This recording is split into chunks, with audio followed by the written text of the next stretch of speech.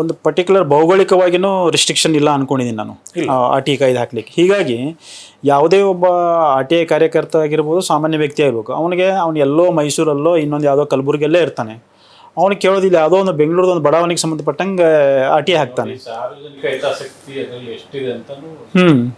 So ಇಂಥ case ಬಂದಾಗ ಏನು ಮಾಡ್ತೀರಂತ ನೀವು?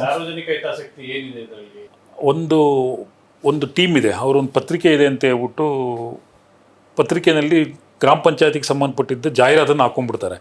ಆಮೇಲೆ ತಗೊಂಡೋಗಿ ಬಿಲ್ ಕೊಡ್ತಾರೆ, ಆರೋನೇ ರಿಲೀಸ್ ಆಗಿರೋದು. ಆವಾಗ ಅರ್ಜಿ ಹಾಕ್ತಾರೆ. ಯಾಕೆಂತಂದರೆ ನನ್ನ ಹತ್ರ ಒಂದಿನ ಭದ್ರಾವತಿ ತಾಲೂಕಿನ ಒಂದು 18 ಜನ ಪಿ ಡಿ ಒಗಳು ಬಂದರು. ಇಲ್ಲ ಸರ್, ನಮಗೆಲ್ಲ ಈ ಥರ ಪೇಪರ್ಲ್ಲಿ ಅಡ್ವರ್ಟೈಸ್ಮೆಂಟ್ ಹಾಕಿದ್ವಿ, ದುಡ್ಡು ಕೊಡಿ ಅಂತ ಬಂದರು. ನಾವು ದುಡ್ಡು ಕೊಡೋಕ್ಕಾಗಲ್ಲ ಅಂದಿದ್ದಕ್ಕೆ ಈ ಥರ ಅರ್ಜಿಗಳು ಹಾಕಿದ್ದಾರೆ ಅಂತೇಳಿ ಆ ಥರ ದುರುಪಯೋಗ ಮಾಡ್ಕೊಂಡವ್ರಿದ್ದಾರೆ. ಇನ್ನೂ ಒಂದು ದುರುಪಯೋಗ ಆಗೋಂಥದ್ದು ಈ BPL ಕಾರ್ಡ್ ಅಥವಾ ಹೋಲ್ಡರ್ಗೆ, BPLಗೆ ಕಾರ್ಡ್ ಹೋಲ್ಡರ್, BPL ಇರೋಂಥವನಿಗೆ ಮೊದಲ 100 ಪುಟಗಳು ಉಚಿತವಾಗಿ ಕೊಡಬೇಕು ಅಂತಿದೆ. ಅವನು BPL ಕಾರ್ಡು ಮತ್ತು ಇನ್ಕಮ್ ಸರ್ಟಿಫಿಕೇಟ್ ಎರಡನ್ನೂ ಹಾಕಬೇಕು. ಅದು ಕೂಡ ದುರುಪಯೋಗ ಆಗ್ತಾಯಿದೆ. ಅವನು ಇನ್ಕಮ್ ಸರ್ಟಿಫಿಕೇಟ್ ಮಾಡಿಸ್ಕೊಂಡಿರ್ತಾರೆ, ಅದು ಜಿನೈನೋ ಅಲ್ಲೋ ಗೊತ್ತಿಲ್ಲ. ನಾವು ಸುಮಾರು ಇನ್ಕಮ್ ಸರ್ಟಿಫಿಕೇಟ್ಗಳ ಬಗ್ಗೆ ತನಿಖೆ ಮಾಡಿ ಇದು ನಮ್ಗೆ ಅನುಮಾನ ಇದೆ ಅಂತ DC ಗಳಿಗೆ ಕಳಿಸಿದ್ದೀವಿ. ಯಾಕೆ ಇದನ್ನು ಹೇಳ್ತೀನಿ ಅಂತಂದರೆ, ಒಂದು ಪತ್ರಿಕೆ ನಡೆಸ್ತೀನಿ ಅಂತೇಳಿ ಅವನ ಸಂಪಾದಕ ನನ್ನ ಪತ್ರಿಕೆ ಇದೆ ಅಂತ ಬಂದರು.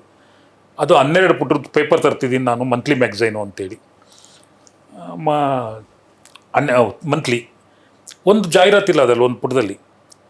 ಅವ್ನಿಗೆ ಪೇಪರ್ ತರ್ತಾ ಇದ್ದಾನೆ, ಇವತ್ತಿನ ಪೇಪರ್ ರೇಟ್ ಎಷ್ಟಿದೆ, ಇಂಕ್ ರೇಟ್ ಎಷ್ಟಿದೆ, ಪೇಪರ್ ತರ್ತಿದ್ದೀನಿ ನಾನು ಅಂತಾನೆ. ಇನ್ಕಮ್ ಸರ್ಟಿಫಿಕೇಟ್ ಹಾಕಿದ್ದೀನಿ ಅಂತೇಳಿ.